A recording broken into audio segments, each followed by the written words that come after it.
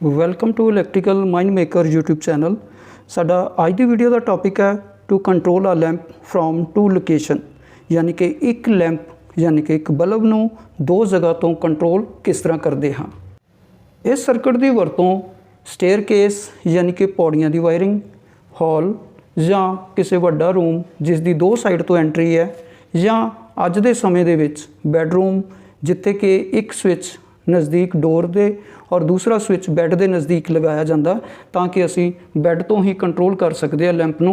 और इस तरह के सर्किट की वरतों आम की जाती है कि वायरिंग दे विच लैंप नूं दो जगह तो कंट्रोल करके आसानी नाल असी वापस उस स्विच ते ऑन की बजाय दूसरी जगह तो स्विच कंट्रोल करके लैंप नूं ऑन या ऑफ कर सकते हैं।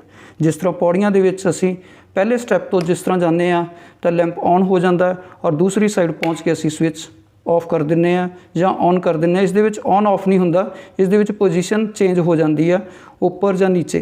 इस करके ये टू वे स्विच यूज़ कीतियां जांदियां जिन्हां दे विच two way they which sign दिता गया हुंदा, दोनों साइड स्विच यूज़ होंदी है। इस दे विच ऑन या ऑफ नहीं होंदा। जदों दूसरी साइड तो कोई परसन एंटर करेगा वो स्विच ऑन करता है तो फिर लैंप ऑन हो जाएगा और इत्थों ही कंट्रोल हो जाना और दूसरी साइड तो ही हो जाएगा। तो इस तरह असी एक लैंप नूं दो साइड तो कंट्रोल करते हैं। और असी आम तौर पर अजकल जी कंसील्ड वायरिंग जी दीवारां दे विच छुपी हुई है उस दे अंदर ही वायरिंग करते हैं और सानू सर्किट का नहीं पता चलता कि ये लैंप किस तरह कंट्रोल होया। सो असी ओपनली सर्किट दे विच जाणांगे कि लैंप जदों असी एक स्विच नूं पोजीशन चेंज करते हैं तो ये ऑफ या दूसरी साइड तो ऑन किस तरह हुंदा। ओपन सर्किट दे विच असी इसनूं चला के देखांगे। सो सर्किट नूं समझण तो पहलां असी स्विच बारे जान लईए कि टू वे स्विच की गल कीती है जिस दे नाल असी एक लैंप नूं दो जगह तो कंट्रोल करते हैं। तो एक नॉर्मल स्विच और टू वे स्विच दे विच की डिफरेंस है कि जिहड़ी नॉर्मल स्विच हैगी है जिसनूं असी आम जिहड़े लैंप जां सीलिंग फैन हैगे आ जां कोई होर सर्किट वास्ते असी यूज़ करते हैं तो वन वे स्विच कहने हैं। वन वे स्विच क्योंकि वो इक्को ही रास्ते नूं कंट्रोल करती है। जिहड़ा नीचे वाला पॉइंट है दो टर्मिनल हुंदे इसदे दो ने और नीचे वाले टर्मिनल नूं असी जिहड़ी फेज वायर दिंदे आ और जिहड़ा सर्किट है जिसनूं असी कंट्रोल करना है लैंप ट्यूबलाइट जां फैन है उसनूं असी उपर वाले पॉइंट ते वायर नूं लगाउने आ तो इत्थों असी कंट्रोल करते हैं। तो जिहड़ी टू वे स्विच है टू वे स्विच दे विच की है उसदे बैक ते तीन टर्मिनल है।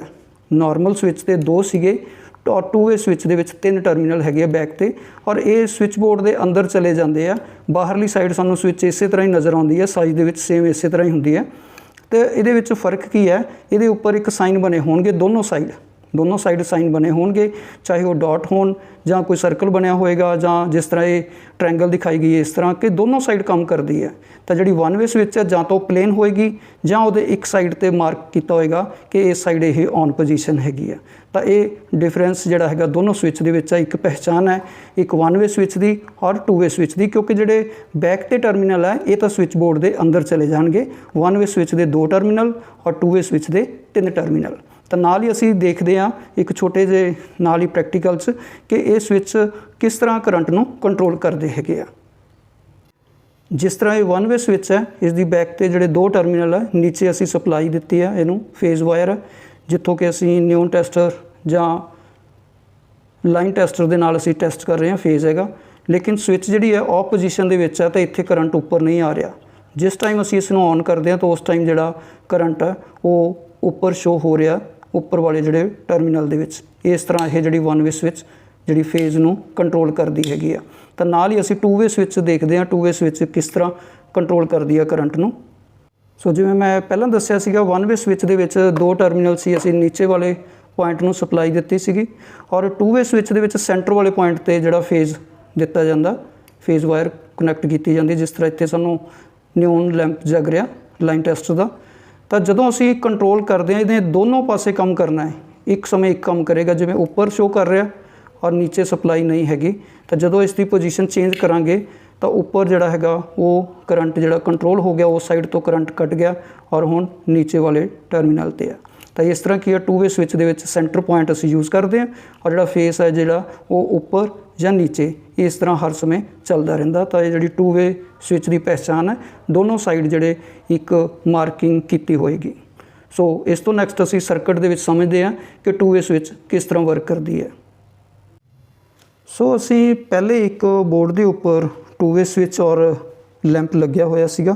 ਉਸ ਦੇ ਵਿੱਚ ਦੇਖਿਆ ਸੀਗਾ ਕਿ ਸਵਿਚ ਦੀ ਪੋਜੀਸ਼ਨ ਚੇਂਜ ਕਰਨ ਦੇ ਨਾਲ ਲੈਂਪ ਔਨ ਜਾਂ ਆਫ ਹੁੰਦਾ ਸੀਗਾ, ਲੇਕਿਨ ਇੰਟਰਨਲ ਸਰਕਟ ਸਾਨੂੰ ਨਹੀਂ ਪਤਾ ਸੀਗਾ ਕਿ ਉਹ ਕਿਸ ਤਰ੍ਹਾਂ ਲੈਂਪ ਔਨ ਜਾਂ ਆਫ ਹੋ ਰਿਹਾ। ਤਾਂ ਅਸੀਂ ਇੱਕ ਓਪਨ ਸਰਕਟ ਦੇ ਤੌਰ ਤੇ ਦੇਖਾਂਗੇ। ਇਸ ਦੇ ਵਿੱਚ ਜਿਹੜੀ ਰੈੱਡ ਵਾਇਰ ਹੈਗੀ ਆ ਇਹ ਫੇਜ਼ ਵਾਇਰ ਹੋ ਗਈ ਔਰ ਬਲੈਕ ਵਾਇਰ ਜਿਹੜੀ ਆ ਉਹ ਨਿਊਟਰਲ ਹੈ, ਡਾਇਰੈਕਟ ਲੈਂਪ ਨੂੰ ਚਲੀ ਗਈ ਆ। ਤਾਂ ਇਹ ਜਿਹੜੇ ਦੋ ਤੁਹਾਨੂੰ ਨਜ਼ਰ ਆ ਰਹੇ ਆ ਸਾਈਡ ਤੇ, ਇਹ ਜਿਹੜੇ 3 ਪੁਆਇੰਟ ਨੇ ਇਹ 2 ਵੇ ਸਵਿਚ ਦਾ ਕੰਮ ਕਰ ਰਹੇ ਆ। ਜਿਸ ਤਰ੍ਹਾਂ ਅਸੀਂ ਪਹਿਲੇ ਬੋਰਡ ਦੇ ਵਿੱਚ 2 ਵੇ ਸਵਿਚ ਲਗਾਏ ਸੀ, ਉਸ ਦੇ 3 ਟਰਮੀਨਲ ਹੁੰਦੇ ਆ। ਸੈਂਟਰ ਪੁਆਇੰਟ ਤੋਂ ਅਸੀਂ ਸਪਲਾਈ ਦਿੰਦੇ ਆ ਔਰ 2 ਸਾਈਡੋਂ ਕੰਮ ਕਰਦੀ, ਇਸੇ ਕਰਕੇ 2 ਵੇ ਕਹਿੰਦੇ ਆ, 2 ਰਸਤੇ ਹੁੰਦੇ ਆ। ਔਰ ਇਹ ਵਾਲੀ ਜਿਹੜੀ 2 ਵੇ ਹੈ ਉਹ ਸਵਿਚ 1 ਹੋ ਗਈ ਔਰ ਇਹ ਵਾਲੀ ਸਵਿਚ 2 ਹੋ ਗਈ। ਇੱਧਰ ਸਾਡੇ ਕੋਲ ਲੈਂਪ ਹੈਗਾ। ਤਾਂ ਇੱਥੇ ਸਰਕਟ ਜਿਹੜਾ ਬਣਿਆ ਇਸ ਵਕਤ ਲੈਂਪ ਆਫ ਪੋਜੀਸ਼ਨ 'ਚ ਹੈ, ਲੈਂਪ ਬੰਦ ਹੈਗਾ। ਤਾਂ ਫੇਜ਼ ਜਿਹੜਾ ਇੱਥੇ ਕੰਟਰੋਲ ਹੋ ਗਿਆ।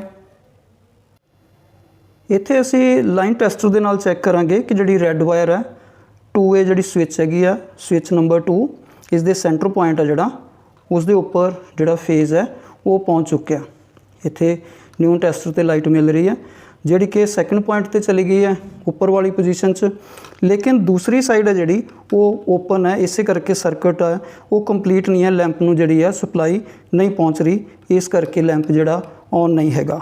ਜਦੋਂ ਅਸੀਂ ਸਵਿਚ ਦੀ ਪੋਜੀਸ਼ਨ ਚੇਂਜ ਕਰਦੇ ਹਾਂ, ਸਵਿਚ ਦੀ ਪੋਜੀਸ਼ਨ ਚੇਂਜ ਕਰਦੇ ਹਾਂ ਤਾਂ ਜਿਹੜਾ ਫੇਜ਼ ਸੀਗਾ ਉਹ ਸਵਿਚ ਦੇ ਉੱਪਰਲੇ ਪੁਆਇੰਟ ਤੋਂ ਹੋ ਕੇ ਔਰ ਸਵਿਚ 1 ਦੇ ਉੱਪਰਲੇ ਨਾਲ ਟੱਚ ਹੋ ਗਿਆ ਤੇ ਲੈਂਪ ਔਨ ਪੋਜੀਸ਼ਨ 'ਚ ਹੋ ਗਿਆ।